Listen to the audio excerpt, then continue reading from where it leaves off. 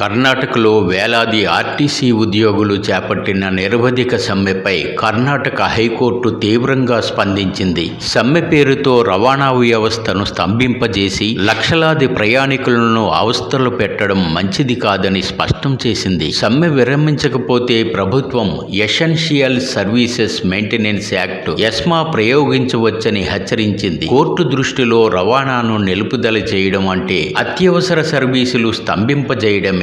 ESMA చట్టం ద్వారా ఉద్యోగులను ఉద్యోగం నుంచి తొలగించవచ్చు, అరెస్టులు చేయవచ్చు. కోర్టు ఉత్తర్వులను బేఖాతరు చేస్తే ధిక్కార చర్యలు తప్పవని కూడా హైకోర్టు హెచ్చరించింది. దీంతో Karnataka RTC joint action committee నేతలు కోర్టు ఉత్తర్వులను గౌరవించాలని నిర్ణయించారు. బుధవారం నుంచి యథావిధిగా బస్సులు నడపాలని ఉద్యోగులకు నేతలు సూచించారు. దీంతో కర్ణాటక రాష్ట్రంలో ఆర్టీసీ బస్సులు అందుబాటులోకి వచ్చాయి. లక్షలాది ప్రయాణికులు ఊపిరి పీల్చుకున్నారు. అయితే కోర్టు ఉత్తర్వులను తాము గౌరవిస్తామని, తమ న్యాయమైన డిమాండ్గా ఉన్న పెండింగ్ బకాయిలు తీర్చాలని, వేతన సవరణ జరపాలని ఉద్యోగులు కోరుతున్నారు.